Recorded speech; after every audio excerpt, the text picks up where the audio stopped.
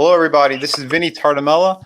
I'm the creator of City of Venus, Dead City, co-creator of Through the Woods, a couple other projects. But tonight, I have a very special guest on, an amazing actor, a friend, great guy. He's been in Pirates of the Caribbean, Seinfeld, just a slew of great TV shows and movies. Once Upon a Time.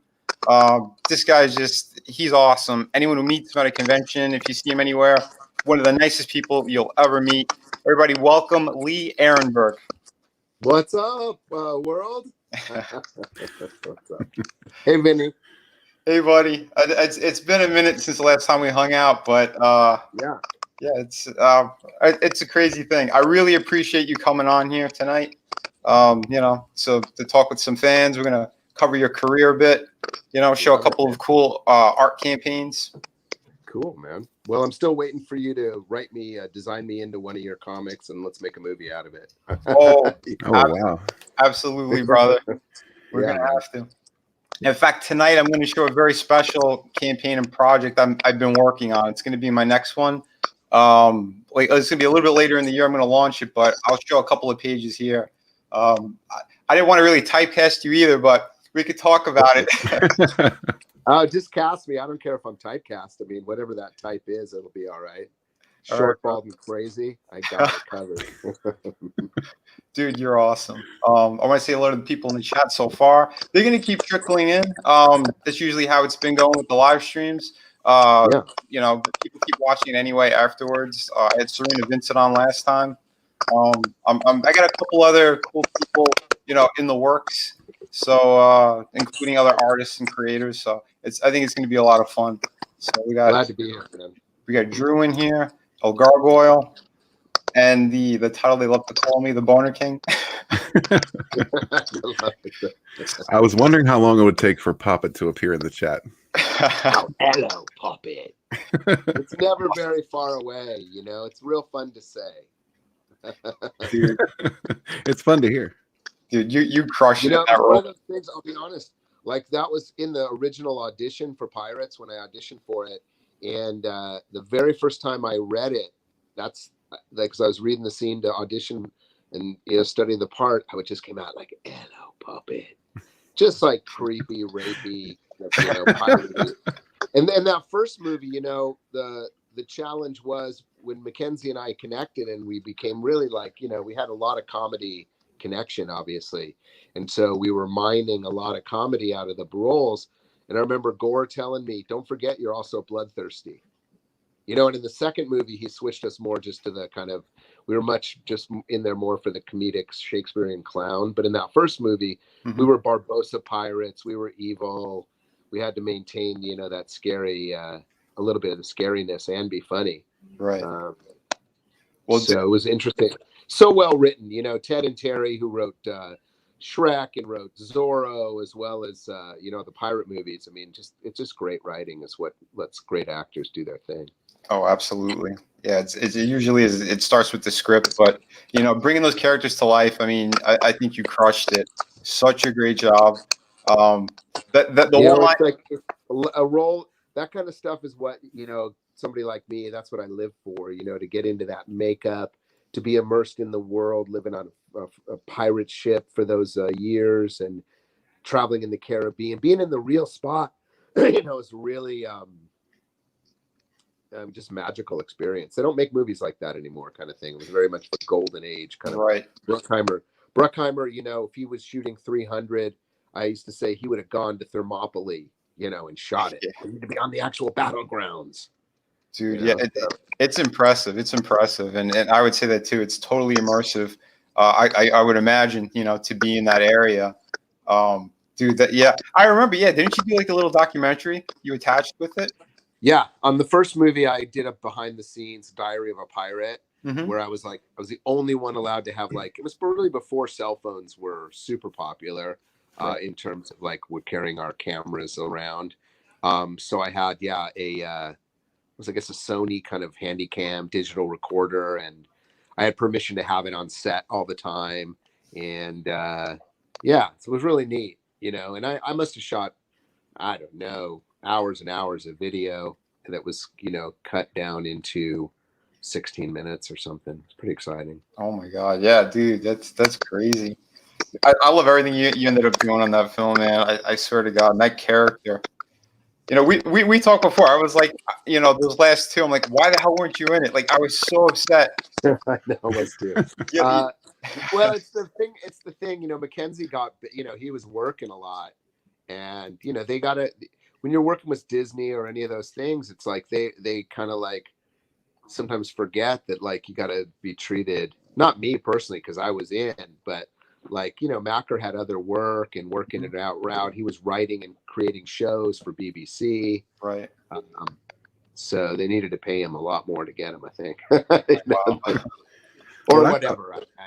My take on it was it all works out for a reason. You know, it's like I don't know how great those movies are, and you know, they obviously the fourth one made a lot of money. I never saw the fifth one, but eventually I'll catch it. You know. Yeah. I thought it was cool that pair of characters kind of became like almost every time you guys were on screen, it was like its own short film. You know what I mean? And I think that pair really blew up and became like a fan favorite, more so than they were expecting. Oh, for sure, dude. We nailed it. You know, and I think it was like, you know, you need in a movie like that, you have all those kind of like officers, if you will, and you need the kind of working class guys going like, what the hell's going on here? You know, that's very Shakespearean, and it's very R2D2 C3PO. Right. You know, it's got that. They're the classic kind of. I mean, they've been in theater. They're stock characters in a lot of theater. That kind of working class guys that work for the officers and do all the heavy lifting, and they're never happy. You know. Phone charger. Broke. Uh-oh. It's not working. Okay. Things all right? Yeah. It's just my kid looking for a phone charger. I'm in the real life stuff going on here. Yeah, no problem. But yeah, no, it is amazing. And those characters, yeah, they had a lot of exposition, but they were a joy to watch on screen for sure. Hey, why don't you tell us a little bit about like how you started? Let's go to the beginning. Like, how did you get into acting to begin with? Oh man, you know, really just in like Hebrew school, doing the plays, or in school. That's where it really started, and you know, I like getting up in front of people and entertaining. You know, so it's probably. Well, I mean, I remember doing it about 8 years old and singing a song, getting this. I was played David and killed Goliath and blah blah blah. And yeah, got seduced by the applause. Yeah. That's where you got the bug. Yeah, I really did. About 8, and then by the time, and most of you know, through my teen years and stuff, it was just doing a lot of high school theater. And I went to Santa Monica High. Like my classmates were like Robert Downey and Sean Penn and Emilio Estevez. And Wow. so really kind of like around all the Hollywood types, but I didn't have like the way in. And then when I went to UCLA, I was a theater major there. And I started a theater company with my buddies called the Actors Gang. And that's like Tim Robbins was like, he was a few years older than me. And so he was kind of the leader. And, we wound up doing a lot of theater in Hollywood for many years, and the company's still together. So that was kind of my start. I started on the stage. We did plays all over Hollywood, and then we took them to Chicago, San Francisco, New York, Scotland. Oh my God. Wow. Yeah. And so by the time I was 22, 23, I was just about to break into the movies, and I'd already, you know, really established a presence doing theater, you know. Yeah. And so that really like trains you when you have to entertain an audience and go out every night and kind of prove it. You know, that's For sure. That's really the training ground for a lot of actors. Right. Yeah. That's my start. Because I'm going to say, yeah, and almost every role that I've seen you in, you seem so natural. Like, you know, you have each character that you're in. You nail it. Because you see a lot of people that when they're on screen, they don't really have that full, like, you can see most people aren't into it completely.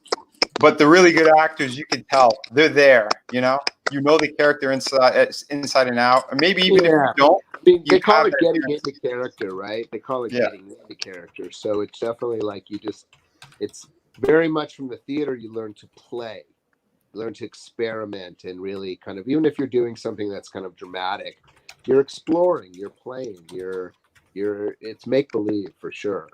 Oh, And I think sometimes in, in film and television, they want it to be so like almost too natural, in performance.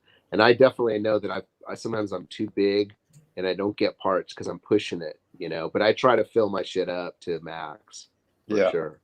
I think that's better because I don't think you want to be too, less or too much, but sometimes too much does get it, I think, more often. Um, Yeah, and I'm not playing like I'm not the lead actor. Like you have different responsibilities. Like in Once Upon a Time when I was, they gave me the ball occasionally. mhm. So I had a more dramatic kind of storyline. Otherwise I'd be coming in and commenting on the action, saying a couple of funny things, maybe going off on a hero's journey to help someone. But when you're kind of carrying the arc of the story, you have to really kind of make sure that the first scene is less than the second. It builds emotionally, Right. controlling what you're doing. Yeah. So Exactly. sometimes I only have one scene to do it, man. I'm gonna let it rip for sure. Hell yeah. Well, yeah, and that's the thing. It's about storytelling. Is you want to build up, because Yeah. it's the one thing that we talk about a lot every time I do my streams. Is like you have to have your heart in what you're doing, but to tell a proper story, there should be a flow to it. There should be a rhythm. So it's being an actor, reading those lines, really sinking into the role. I think it's very important. Like how it showcases. So that's awesome. Yeah, and a lot of times, there's you have different responsibility. Like when you're the artist, when you're telling the story, when you're writing the comic book, versus the actor who comes in to play, say, do one scene. Right. Every scene in in film or stage is defined by like some sort of social. There's some sort of transaction, a transaction of power or seduction, usually. In almost every scene, you can make it either a power scene or a seduction scene. The Right. little kid wanting to get the lollipop, maybe he seduces the mom to give it to him. Not sexual seduction, but like emotional seduction. Right. And a lot of other scenes, it's like who's gonna watch a scene in House of Cards. It's got who's got the power. Mm-hmm. Exactly. So you have to understand that the dramatic, what the author's intent is as an actor, and the director's intent potentially. Um, and then it's like it's a team sport. For It's sure. really a team sport. I think so for sure. And yeah, since like I'm a writer and creator of like my comic books and stuff, so I try to get into the mindset of like each particular character in the scene like that, because in a way like I have to act it out too, right? It's the way that I'm drawing and painting. I have to convey those emotions, right, with what's going on in the scene. So yeah, dude, because that's the one thing I've noticed with actors that I've talked with or I'm friendly with. The freelance life is very similar between a freelance artist and a freelance actor. Oh, It's anyone that's freelance, bro, it's about time management. It's about not going crazy when stuff doesn't go your way. yeah, It's about controlling your emotion and enjoying the life, and understanding that you chose it. I mean, my phone doesn't ring all the time. I just had 7 years on a show. Now suddenly I'm not very popular this last few months or whatever. You can't take that personal. Just stay busy right. and be ready for your next crack. Oh, And there's the natural arc of an actor. No matter how big, the biggest movie star, no matter who you name, there's going to be a time when that phone's not ringing, and they're going to be like, "What's wrong with me?" mhm. And you have to, I think, you have to recognize that, and then kind of like go paint a room or try something new or Yeah. do something else, Yes. go take a walk. You know what I mean? Because it's Exactly. time management. Yeah, freelance is real tough, bro. Yeah, man. Yeah, you need to have a level head, and I got to say that since the first time I met you, you were always like that. You were always cool. You wore your heart on your sleeve as well. That's the one thing that I really I enjoy getting to know you. Through the convention scene that we did, but even afterwards. So again, that is so cool. But you were, that's the same as you. Like you're good people, and so like that's that's who you want to hang with. That's what 99% of the people in our world are good, just Right. good, solid people. And then the 1 or 2% that are kind of jackasses. I mean, Mostly they're just afraid, Yeah. or it's just something, it's like some sort of anxiety, or they need to Yeah. feel superior. Or insecurities. Yeah, yeah. It's all Absolutely. human. It's all human stuff. The human condition, right? That's what we mine. That's what you mine in your comic books, and that's what I mine as an actor and Mhm. great artists and musicians. They're commenting and writing about the human condition, and so you need to have some sort of humanity. Be a person. Be a regular person. Hell, brother. That's what I'm talking about. Yeah, We have someone in the chat. They brought this up, and this is one of the first times you were actually on my radar as well. Your Tales from the Crypt episode, which Oh, was wow. absolutely awesome. That's a long time ago, dude. That's like 1990 or something. Yeah, yeah. Yeah, we're going back. Really, the music producer. Yeah, he was a rock and roll club owner, Marty Slash. Oh, that's where. Yeah. Yeah, and then he extorts the Amazon money, Save the Amazon. That was believe it or not, like think about it. Now, Save the Amazon's a real thing. Mm-hmm. Back then, it was like it was the joke. Right. Save the Amazon, Iggy Pop. And because like who would have thought we needed to save the Amazon? Now we have to. Now it's like save the Amazon. Oh, it's crazy, man. I remember that too. That was the first show. That was the first show I did where I sort of get, I'd be recognized. Yeah, when I did the Tales from the Crypt. That was a good one. Absolutely. for sure, man. That was a lot of fun. He kept hearing the ringing in his ears, and what's that? he kept hearing the ringing in his ears. Yeah, he had the ringing in his ears, and it turned out to be Sam Kinison, Oh, which was the voice of the conscience, right? Oh my god! Yeah. So then the whole show was like they always had a shot of the ear. Uh-huh. Like if you watch it, like every time there'd be like a subtle, like no matter where the camera went to, there would always be just that piece of ear in there. And then eventually, of course, I grabbed the pencils and I'm jamming them in my head. Right, which is hilarious.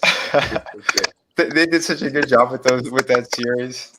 Oh my god, yeah, that was great, and it was such a what a great series to be associated with. The early days of HBO. Absolutely. And all the legendary players that from Don Rickles to everybody was in those things. Oh my god, yeah. Everyone. Yeah, I remember Bruce Campbell did one as well. Oh yeah, with the vulture. He was handcuffed to the cop that died. Yeah, man. Did you ever see I remember seeing Tales from the Crypt, the movie. Did you guys ever see that? Was it before? Oh god, yeah, it would have been in the 70s. And it was possible. It was like it was episodic. You got to find it, dude. You like horror genre. Mm-hmm. It was like a crazy Santa. This psycho gets loose on Christmas Eve. Oh yeah, Santa. Yeah. I did see that. Yeah, scary. Yeah. I remember seeing it as a kid, and it was scary for me. I remember being scared. It's been a minute. Yeah. Because I know they used to replay a lot of those on HBO and that kind of stuff. Right, dude. Very cool. How about when you were on Seinfeld? A lot of people love that episode too. Well, that show. I mean, those guys were so nice. In terms of they're generous to the guest stars, and they would write you funny stuff. Oh my god! So by the end, when you work on a TV show, you're getting a new script every day, right? Yeah. So not necessarily a total rewrite, but a lot of times it will be a lot of rewrite. From the script you audition with until the script you actually shoot. Mm-hmm. And with Seinfeld, they just loved what I was doing, and I just kept getting more. In fact, that whole thing, Jerry, and the first one, the parking space episode, that speech, like Jerry's so phony, and he's like, use it in a sentence. Yeah. And they gave me that. That came out like the last day, right before we shot it. Oh no shit. Dude. Yeah. So I love that, but if you watch Seinfeld, what makes it brilliant and still, has longevity 25 years later, still makes it funny, is that they let the guest stars be funny. Mm-hmm. They really do. If you watch sitcoms now, the stars get the real funny stuff. Right. The guests will get sometimes some decent funny, but never the real ha-ha jokes. They save that for the stars. Yeah, man. And back then, Jerry and George and the whole team, they were willing to pass the ball. Nice. Yeah. So yeah, I love playing Mike, and I'll still get that shows. Boy, that puts you on the map. They reckon. The fans recognize you. It really does. I think it's some of people's favorite episode was with you doing that. I mean, you played it so damn well. Yeah. Dude, I can still hear That first one. I have parking issues. I grew up in LA, got some parking issues, so no acting required. And then when he busted my thumbs on the bad bookie, I could really that was just so hilarious. Breaks my thumbs. I would be in New York, like maybe even a few years after that. Remember I was like in New York crossing the street, like jaywalking, and this traffic cop from like half a block away blows the whistle. And I was like, oh, busted. It's like, hey, Mike, how's your thumbs? Dude, that's what I love about New York. I miss it sometimes. Yeah. The people they'll let you know, especially if you're an actor, you're an athlete, they like you, they'll let you know. And if they don't like you, they'll let you know too. Oh, for sure. I remember when I was living there, the UPS guy, he used to ring our doorbell all the time, getting us packages and stuff. And one day he goes, "Yo, Vinny, how come you're not down by the cemetery?" I'm like, "What are you talking about? Why would I be at the cemetery?" He goes, "They're filming The Sopranos down there." I'm like, "Oh, no shit." He goes, "Yeah, you should take a ride over there." So we went over there. I got to meet James Gandolfini and what's his face? I'm drawing the blank on his name. The one in all the Adam Sandler movies. Damn, I forgot his name right now. It escapes me. But anyway, when we had met James Gandolfini, it was like pouring out. It was going on and off. It was by the cemetery, and he's one of these guys. Like, I had no idea how he was as a person, but he was coming up, right? And I asked, like, can I take a photo? I was with one of my brothers, and he's like, "Yeah, sure." As we're taking it, he's still walking towards us. He steps in a giant puddle. He was all the way down to the ankle. Just his foot was submerged. He gets out of it. He goes, "Did you guys get it?" And I'm like, "No, because when you stepped, it went blurry." And he gave a funny look. He turned around. He grabbed one of the assistants that was next to him with the biggest smile on his face. "We'll take it again." I mean, he was one of those guys. I was like, "Holy shit!" Yeah. So it's always fun and awesome to see and hear other actors and people that are like that. Down to earth. He's a legend. I mean, that guy died way too soon. Oh yeah, a total shame, man. Sopranos was like, well, that was honestly, I think that was at the time maybe one of the best shows ever. Right. Yeah, I think so. The writing was anyway. That's for damn sure. And I mean, how many awards did he win on that? He crushed it. Sure, he won a bunch and deserved it. It was such a great character. The shrink, the mix of the violence and then the humanity. I mean, yeah, definitely just a brilliant show. Steve Buscemi, that's it. Oh, Steve Buscemi. Yeah, I drew a blank on his name for a second. I was gonna say Mr. Pink. Oh, Mr. Pink, legend. He's a legend. Yeah, he was really nice too. Super great guy. I'm telling you, and most of the people in the business are awesome. Yeah, I mean, it's hard to find the ones that weren't, and even the ones that they could have just been having a bad day, Exactly. I mean, you see it at the convention. Some people they're maybe not there for the right reasons or in the right headspace. You have to have the right headspace to do those conventions for sure. Yeah, because that's the one thing I always notice is how actors are and actually other comic book guests how they treat their fans.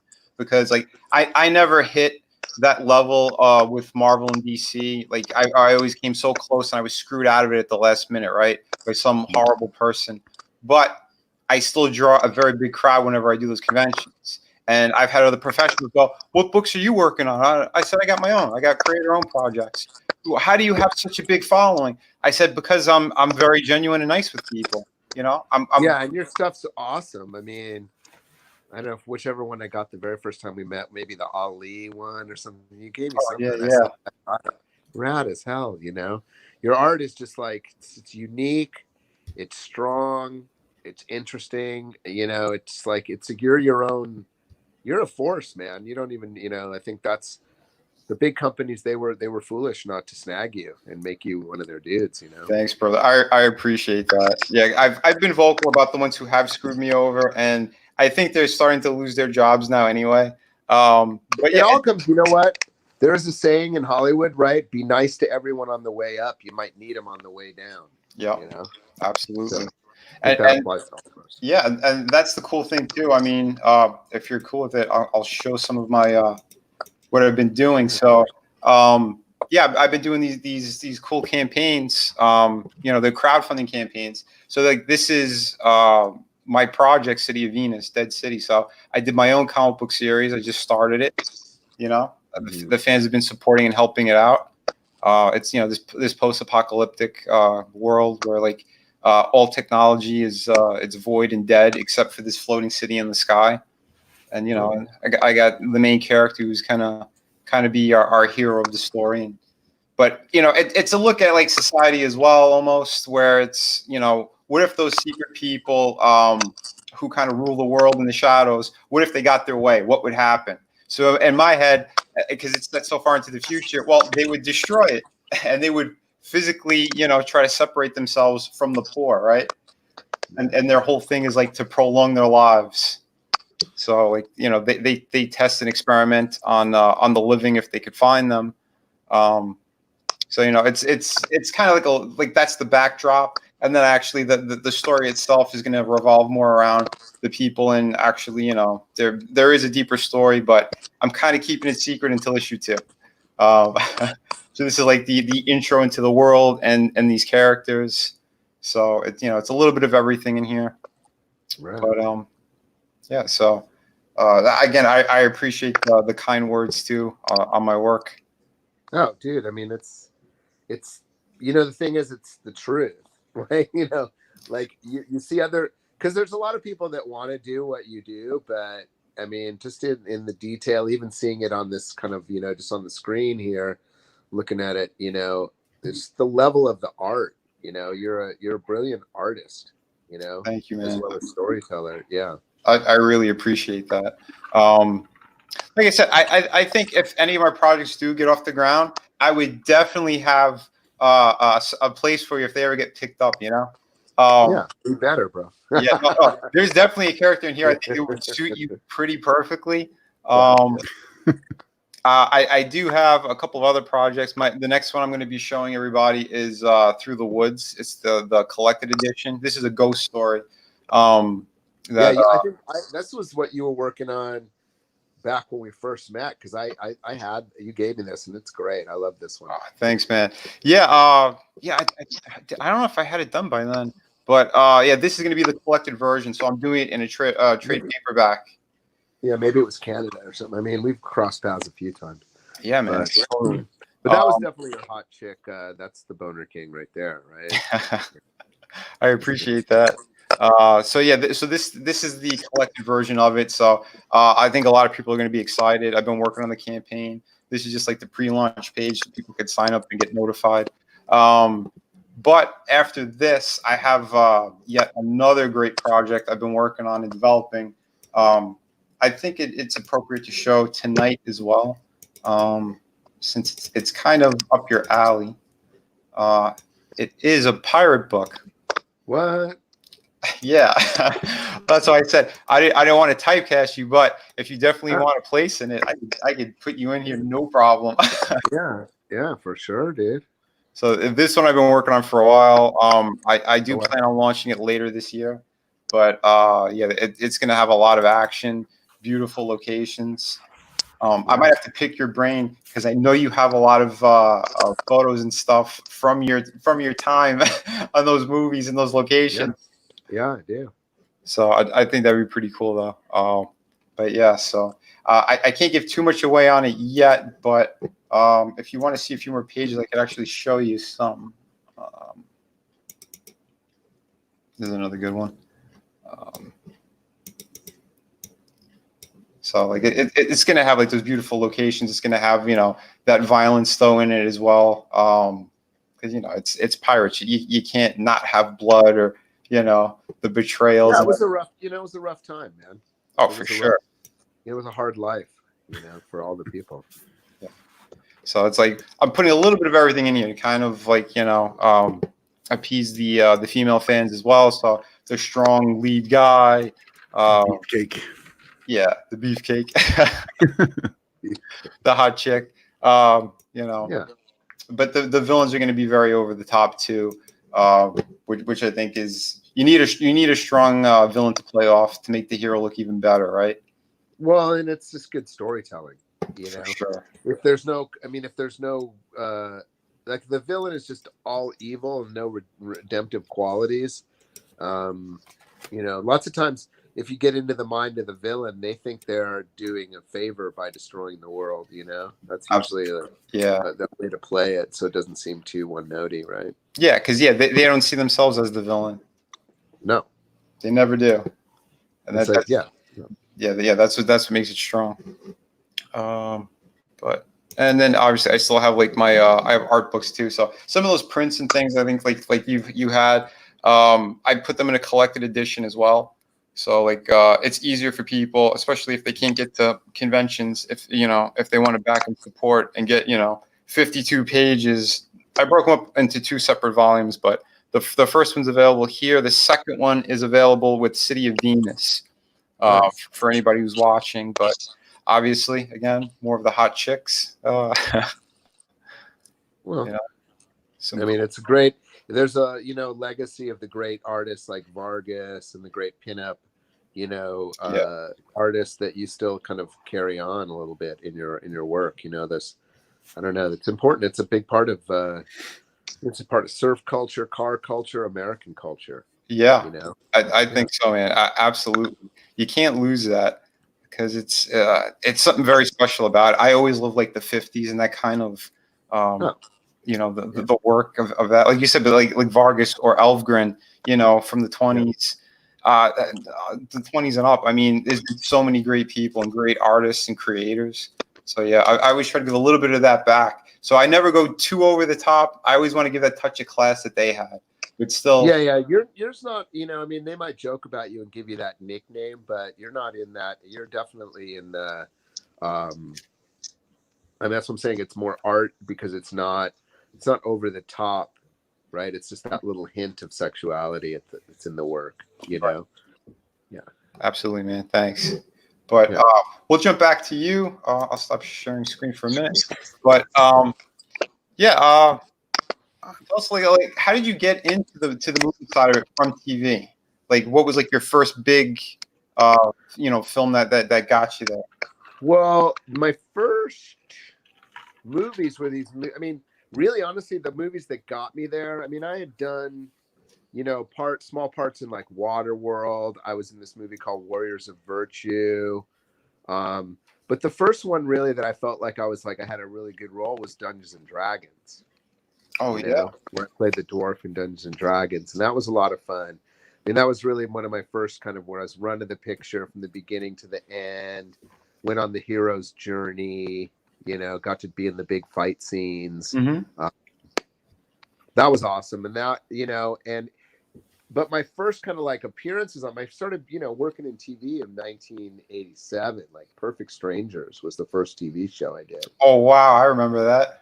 Yeah. So that was a long time ago. And then in those eras, I did a lot of movies, but it was a lot of low budget. I did Roger Corman films. I did movies for Vestron. It was an old movie kind of company that made a lot of kind of low budget comedies. My first kind of studio movie was this thing called Cross My Heart with Martin Short. Okay. And I played a guy that was actually a car thief, but acts like a valet. Like I go and set up a valet stand just to steal somebody's car. Like in front of a restaurant, doesn't actually have a valet, but he pulls up on his date with a nice car, and I steal his car. Nice. Yeah, that's great. What's like one of your favorite memories from something that you've done? Like like one that really stands out to you. Like well, it's real interesting you say that because I got this Friday. There's a movie I did called Freaked. You ever heard it? You ever seen that one with Alex Winter and Freaked was one of my favorites. We did it in the early '90s. I was doing these shows with Alex Winter and his partner Tom Stern for MTV called the Idiot Box. Okay. And they were, it's like little, it was sketch comedy that was on the old MTV. And then they got the chance to direct a feature, and it's about these hideous mutant. It's about a freak show. Mm-hmm. There's Randy Quaid, Mr. T's in it, Brooke Shields, Keanu Reeves, music by the Butthole Surfers, and Nice. and so this Friday, actually, they finally, I mean, it has a killer soundtrack, and it's never been released. And so the guys, Tom and Alex, have spent the last 3 years kind of remastering and re-recording the soundtrack. And this Friday, we're all getting together for a soundtrack release and a screening of the movie in Hollywood. And Oh, wow. I mean, you know the actor John Hawkes from every movie, like Oscar-nominated John Hawkes. He was in it, and I mean, just a legendary kind of cast. Catherine Hardwicke, who went on to direct Twilight, was our production designer, and Wow. yeah, it was neat. So, but I remember because Mr. T was my buddy, and he used to be like, he'd invite me into his trailer. Lee, you want to come drink some champagne? Like, yeah. And I used to do like, I'd be Mr. T, 4-60 cookies, and I would sit on his lap. And he would put his hand under my shirt, and I would pretend to be his puppet. And I like he was a ventriloquist. He would move his lips like, 4-60 cookie. That is hilarious. Yeah, and a great guy. Like I love Mr. T. One of my favorite guys I ever worked with. Love that guy. Oh Yeah. wow, that's amazing, dude. So That's if you haven't seen Freak, Yeah. check it out. It's out there somewhere. You can find it. But it's rock and roll. It's very kind of like punk rock of the day. You know, like skater punk movie. It's good. Gotcha. With all the great makeup guys, because we all turn into freaks. Like I played the Eternal Flame, so I like really have a fire coming out of my butt the whole movie. And it was practical effects, you know. It was like I literally had I wore like, you know, flame-proof clothing and had like a gas line going out my pants. Oh my god. Were you nervous? I would have been. Yeah, it was scary. I mean, the first time it was like a stun gun, and I had to like hit it, and I had to wear like these extra thick old wetsuit, and yeah, it was gnarly. Oh Jesus, man. Someone said that I Keanu needed Reeves. a job, bro. I was freelancing it. Oh, trust me, I know. I've done some freelance work that I regret to this day, but it was what it was. Yeah, no regrets though. Like it was like, yeah. I mean, if you haven't checked it out, I recommend it. I find it Freaked. Yeah, man. I'll keep an eye out for it. Someone said that in the chat that Keanu Reeves was a dog in that. Yeah, dog boy. It's a dog boy. Yeah, he got turned into a dog, and Keanu, you know, talk about one of the nicest people in the business. I love that guy. I ran into him. I was on another movie in New York in 2008, so like 15 years after we worked, you know, together, right? And I was doing this Irish kind of like it was a movie with for the Irish Film Board, and my co-star, she's from Northern Ireland, and we were shooting in the Bowery, and he was sitting across the street at the Bowery Hotel having a coffee, and the word came out on the mic, "Hey man, there's Keanu Reeves is across the street," and my co-star goes like, "Oh man, he's my favorite of all time. I have this pact with this girl I grew up with that if I ever get a chance to meet him, I have to go up." And I was like, kind of biting my tongue because I was like, what happens if he doesn't remember me or whatever like that? So I was like, then I was finally like, listen, I know Keanu. I worked with him. Let's go say hi, right? And I didn't know what would happen, but I walked over, and by the time I wasn't even 10 feet from the fucking table, he's like, "Lee," gets up. He's like, "What's up?" You know, fucking nice guy, dude. Took me by surprise. And then you hear for the rest of the time how great he is, and it's really true. He's awesome. Yeah. I've heard nothing but good things because I've had some friends who worked in New York and all different stuff in production and things like that. And one of them, he did some stuff on The Matrix, and they said it. He actually did give his paycheck, I think, in the last movie to the special effects people. Yeah, which it's like mind blowing. But he knew what their worth was, and you never see people doing stuff like that. Yeah, that's always cool to hear. And you don't hear about it. Like he's not someone. Normally, if someone does that, they're going to advertise it. Like he probably does it all the time and doesn't, say anything. It's just how he rolls. Sure. Yeah, there's been spottings of him all over the place where he gives his seat to a lady on the subway. You know, all like Yeah. little nice kind things that everyone should be doing, but you know, everyone wants to blow it up and glorify it. Well, because it's shocking, that we would Yeah, expect Hollywood people to be selfish, and he's had a lot of tragedy in his life too, and he yeah. perseveres, and yeah, a good egg, man. Oh, So absolutely. that was a real great. I mean, that movie, ironically, it's like, because not only there's so much makeup special effects in that movie. So Tony Gardner from Alterian, all these guys I later worked with in China a few years later on Warriors of Virtue, and then obviously on Pirates, and on Star Trek. It's like that movie Freaked was like surprisingly strong with the number of like people that had real heavy careers in Hollywood, winning Oh, Oscars and yeah. yeah. So For sure. Oh, like you said, it's those little movies that it's gonna grow big people, and you know they're honing their craft. They're getting yeah, used to what they're doing. Yeah, it's you see it all the time everywhere. It's amazing. I used to talk every now and then to Tom Savini as well, like years ago. Great special effects guy. You know, he's done so much work everywhere, but it's cool. And he said the same thing. It's these little productions where you get to explore more, you get to do more. The actors, the special effects people, to learn and just push it all out there. And yeah, it's gonna get you more jobs. It's gonna build everything up. yeah. By the time you get to the Pirates and the big money movies, Mhm. you have the experience. I mean, that's the thing too. Like, right, like when you're shooting television, you got to go fast, right? Because you're responsible for shooting maybe 10 pages in a day, Yeah. and then in a film, those 10 pages you might be spending 10 days shooting. So you get the luxury, but on small budget movies are much more like television, where you're kind of ram and jam. You don't have the luxury of Yeah. you have to shoot this scene in half a day before lunch. So Wow. you need the creativity and all that. It's just like it all comes together. Like I say, it's a team sport, right? I mean, the actor Hmm. gets to stand in front of the camera, but that is just because there's 100 people behind it. Yeah. You know. That's true. Wow. That's very cool. But yeah, if you're cool with questions too, anyone in the Yeah, who's sure. watching now in the audience, if you guys have questions for Lee, shoot them out. There is a little bit of a delay between the chat and us, just so you know. So Okay. as they come in, I'll jump Will back you and forth. relay them to me? Yeah. Yeah, of course. But yeah. So like, out of like all the producers and stuff you work with too, is Bruckheimer? Is he the one who's been most hands on wanting to get that vision across? Is Well, how I is will it with say those? this. I love Jerry. He's definitely like one of the legendary people in the business. And I remember asking him, how he decides like what movies to make, and he Mhm. goes, "I only make stuff I want to watch." Nice.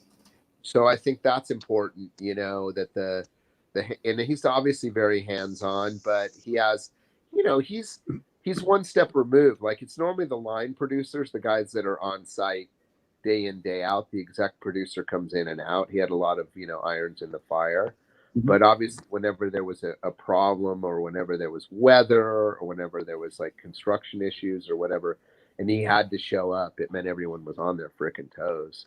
I mean, not Wow. the Yeah. actors, but I mean, the department. It's like he's gonna, he's a pro, and it's Yeah. his money basically. For sure. He's in charge of spending the studio's money basically. So he's gonna. Right.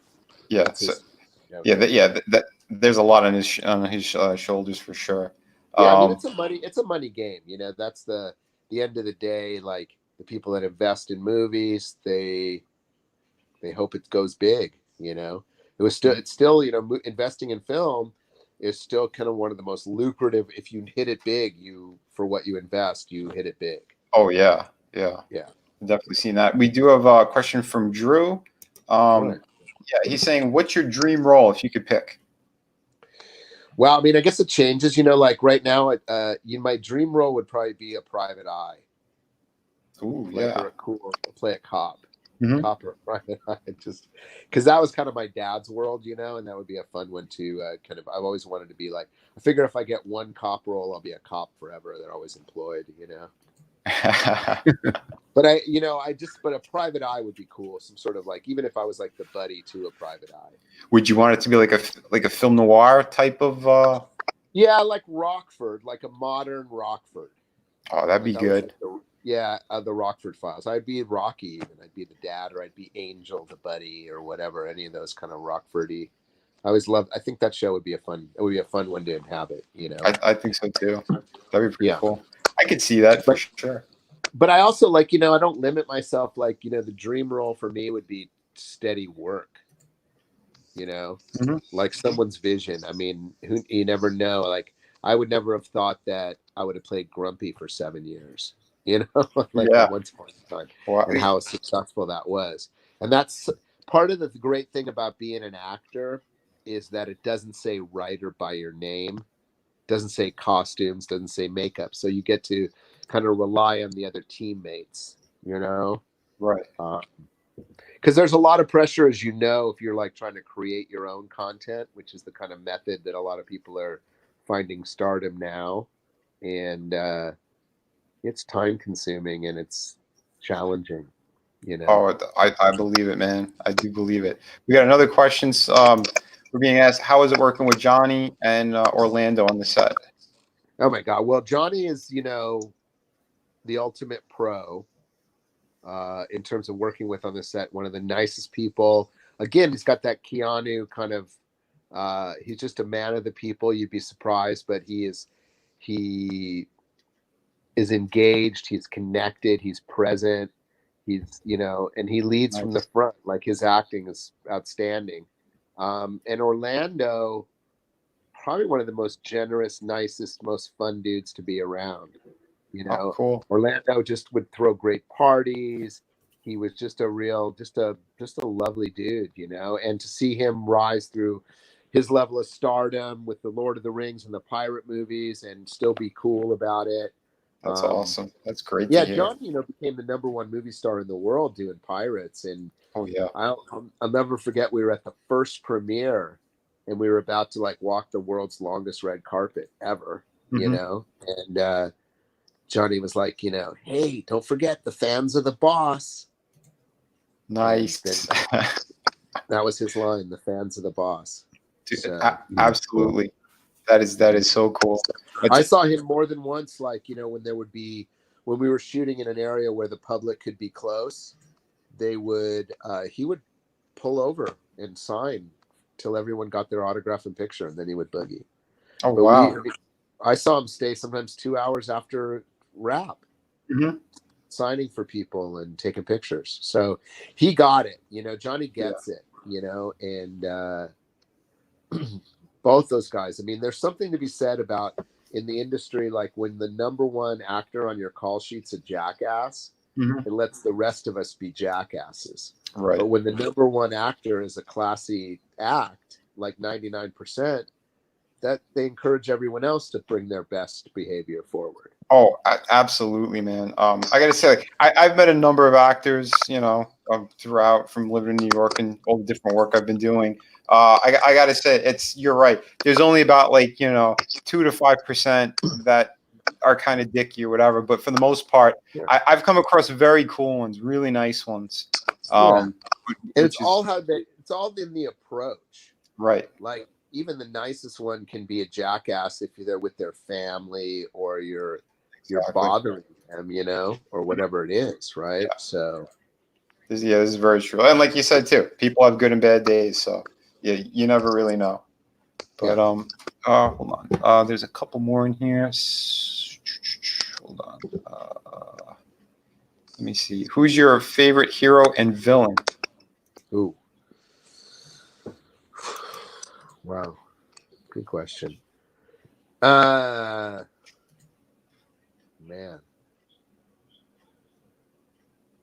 So many good ones. I mean, I guess my favorite kind of hero characters, probably I'd go back to some of the old Westerns, Mhm. I love me outlaw Josie Wales. Oh, hell yeah, brother. Virtual high five. Yeah. I like that guy. Josie Wales was a great movie. The scene with the Indian and, Chief Dan George. And villain wise, I mean, I think Darth Vader is one of my ultimate villains. You know, I think Yes. that, you know, Darth Vader was probably, you know, I'll never forget, like when Luke, I'm your father, like Mhm. when I remember being shocked by that in a movie theater. Yeah. You know what I mean? So I always wanted, like, I always wanted Star Wars, you know, to invade the Once Upon a Time world. I would have loved to have a scene with Darth Vader. Oh my God, yeah. I gotta say, yeah. How was like your experience working on there too? Because I used to watch like the first couple of seasons. You know, I dropped off because of my work schedule, but yeah, like how was that? Because it always looked like it was pretty, you know, pretty cool and Oh, fun. it Those was fun. storylines, you know, The writing was just great because it it was like, was. you know, it was, they took stuff that we all knew to be true about certain, you know, characters, and never changed the beginning or the end of what we knew from the Disney or our childhood, Yeah. right? The only thing they changed would be the little subtle things, like Red Riding Hood was the wolf, Hmm. she was the wolf, you Yeah, know, yeah, little stuff like that that was just enough to, like, really, oh, you'd get those moments where just make you'd be like, oh, that was a good one, you know. yeah.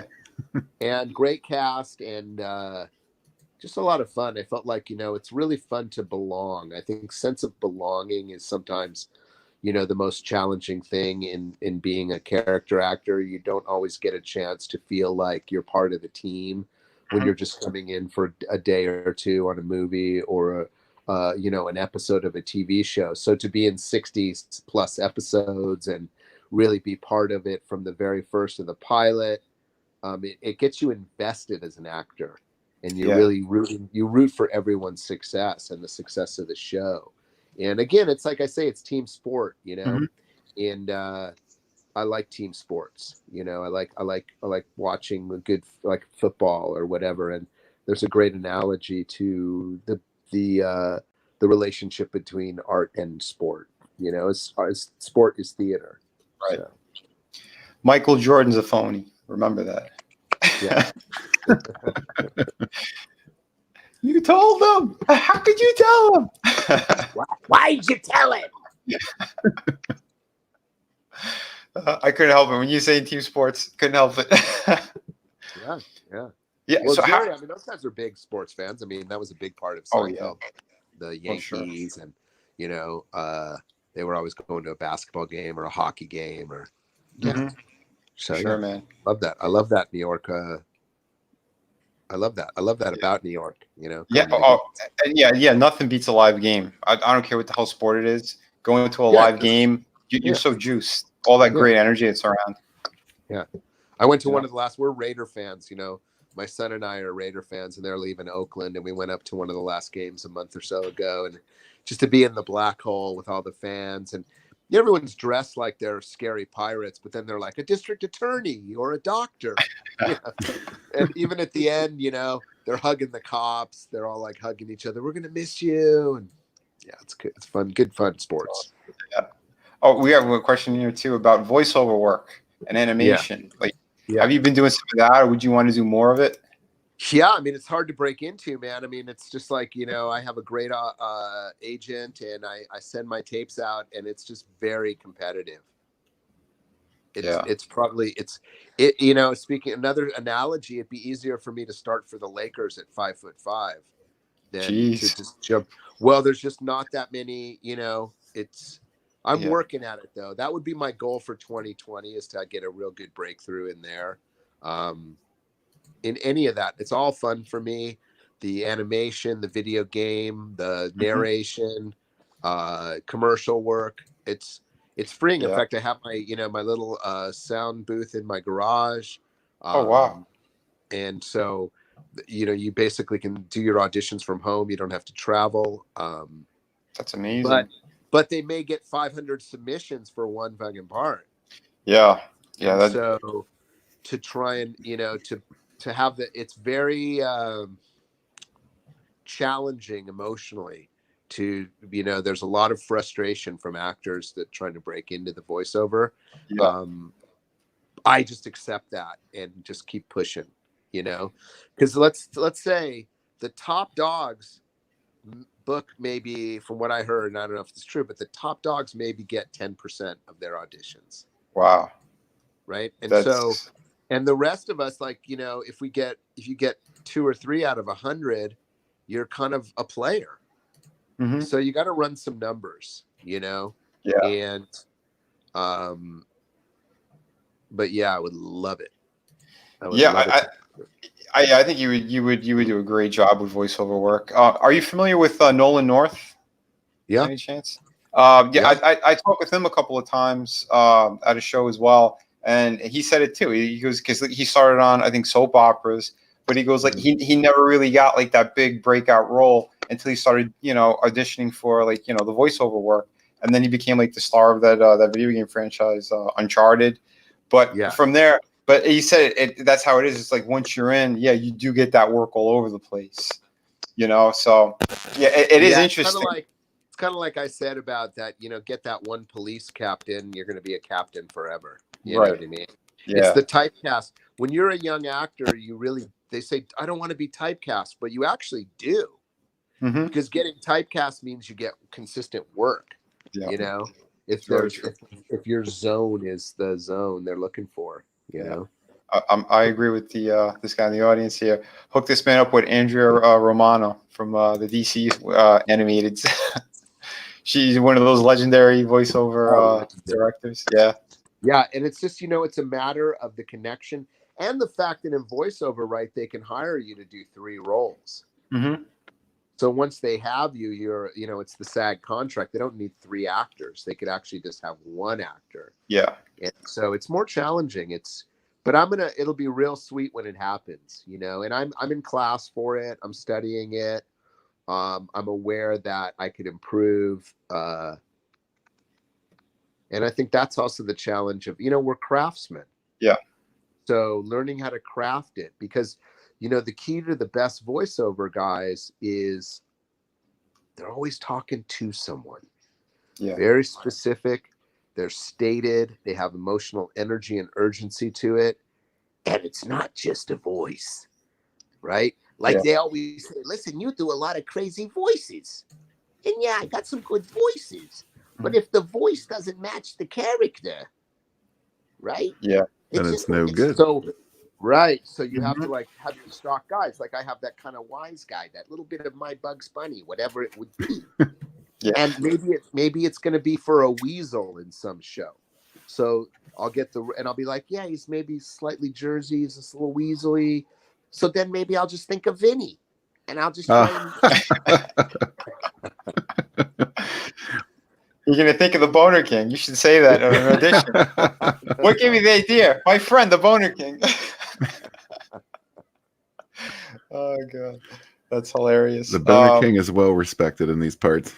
That's true. Oh yeah, well, dude, and, you know, and it says a lot about, you know, everybody of the community that they, you know, all hail the Boner King, because it's Well, yeah. true.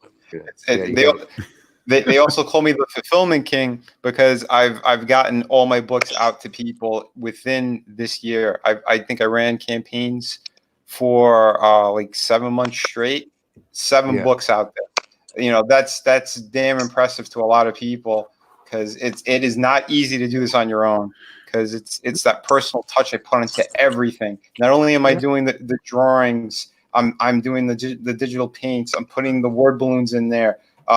You name it, every part of it, the marketing, and I even pack and ship them myself. So you get the ultimate personal touch. It's almost too much, Vinny. Yeah, right. There's no such thing. But that's what it takes, though. It takes that commitment and the follow through, and I think that's also what gets you, you know, a lot of that respect too within the community, because there's a lot of dreamers out there, bro, and you know, it's how do you manifest the dream?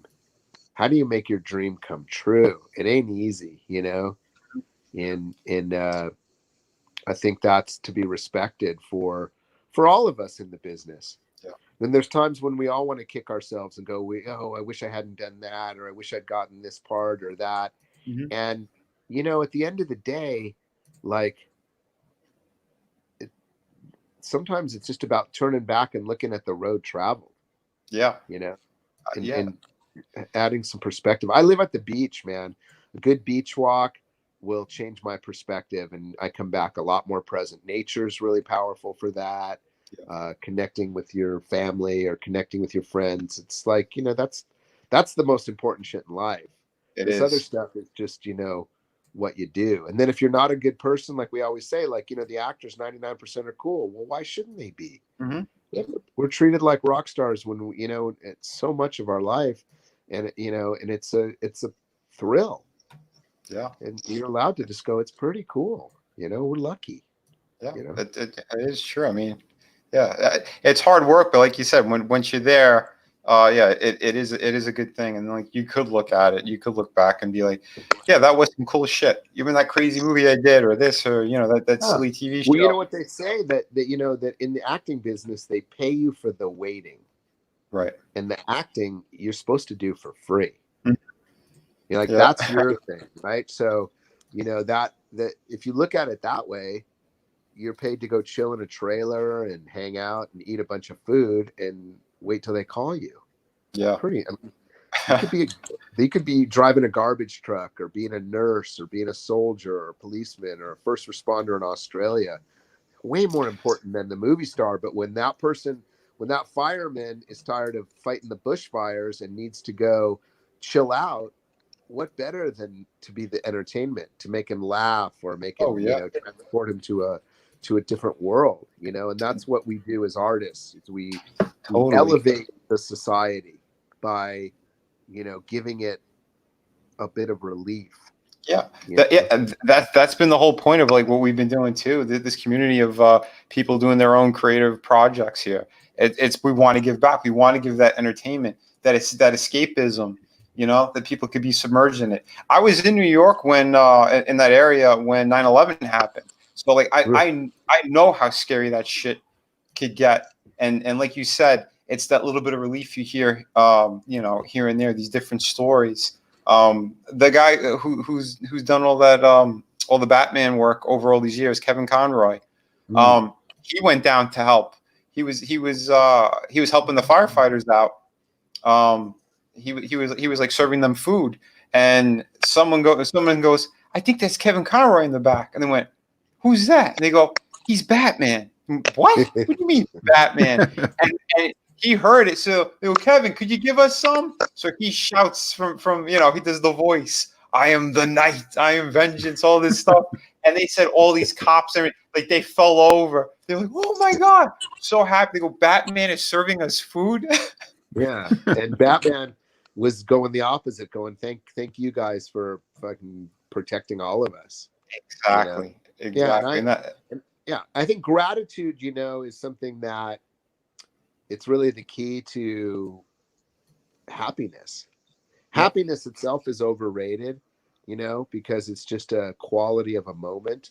And if you can't figure out how to appreciate the moments in life, you'll never be happy.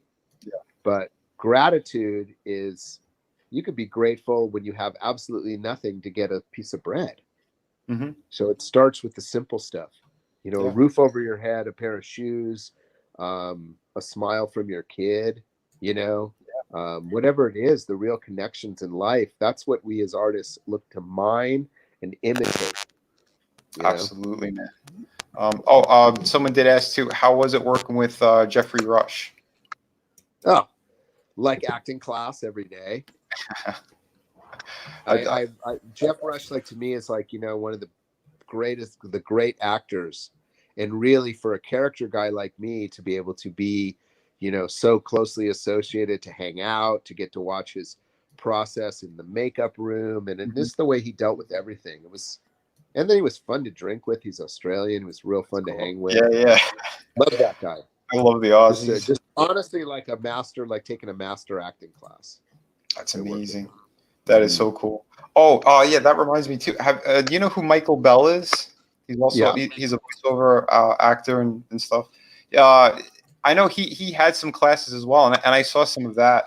Again, I don't know how it is in California, or how close you are to that stuff, but he did have a lot of amazing pointers. Because I talked to him a few times. I had a friend who was trying to get into voiceover work as well, and Yeah, like you said, those classes are very important. Listening and talking with people who are like masters at their craft, you're gonna pick up so much more. You know, Absolutely.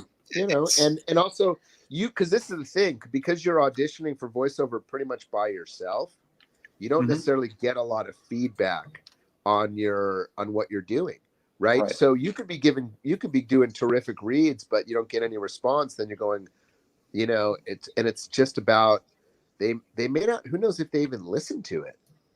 Mhm. They're blasting through hundreds of, so even the way you slate your name when they Yeah. ask you to slate could Mhm. cost you the gig. Oh yeah. See, If so all those tips, yeah. yeah, it's like the cadence of somebody's voice. If it's not what they want for the character, they're just going to move on. Or if it Yep. is perfect, if you nail it, or Lee's got that very distinctive quality that we're looking for in that character. Boom, you nailed it. You know, Or yeah, if it even it's gets to the audition process, right? That's the nature of the game. Is like, even for a lot of the roles that I would go up for on camera, Mhm. they might have an offer out to a star. Yeah, And now with, like, TV being as popular as of medium, as even more popular than film, it makes that more competitive, right. right? So yeah, you have to, like, really, that's why I say you really just compete with yourself and just do the best you can and stay positive and stay hungry, and always keep growing, and realize that it's a journey, like in the it's like they say, like, even once you get there, you still really are still on the journey. There is no end to it as an artist, and Oh, as in learning to craft and create. oh, absolutely, man. By the way, too, I'm going to show real quick. I have two friends who they had a horrible house fire recently, and let me share screen real quick. There's a GoFundMe for them. So anyone who's watching, if you guys want to donate and help out Carla and John, they're also comic book creators, really great people. The link I believe is also in the description on YouTube, so you guys can click it from there. Again, these are really amazing people. It was a horrible, tragic fire that they had in there. Luckily, they're okay, but they lost everything. They're building back up.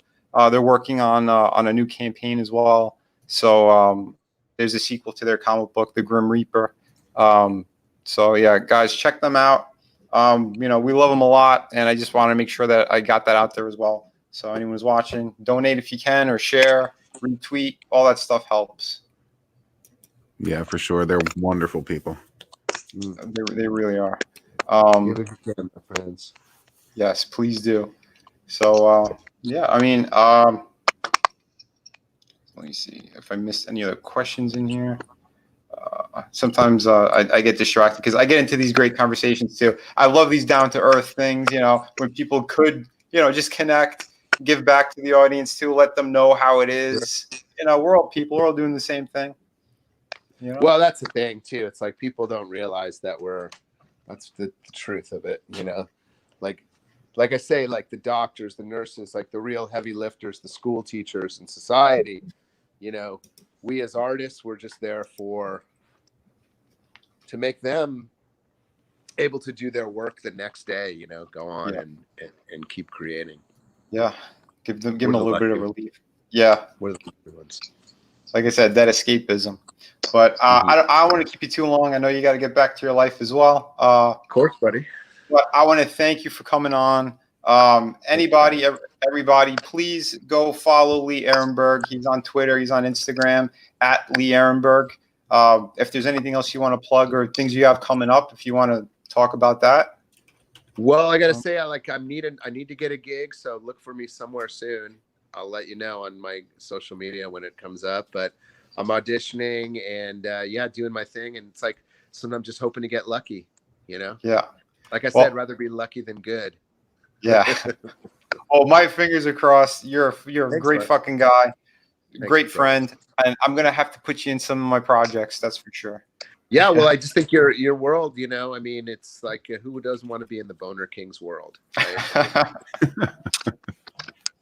Hail, brother. And everyone who came in chat, I want to thank you guys. There's been a lot of people in here. They're going to continue to watch it. So again, support, share, ring the bell, subscribe if you haven't. All that stuff's going to help grow this channel. We got more cool projects coming along, more great guests. Lee, you're welcome back anytime you want. Yeah, for sure. Let's do it again. I really enjoyed it, brother. Dude, you're awesome. So for everybody here, thanks again. Please have a great night. And remember to be kind to one another. So bye, everybody. Peace.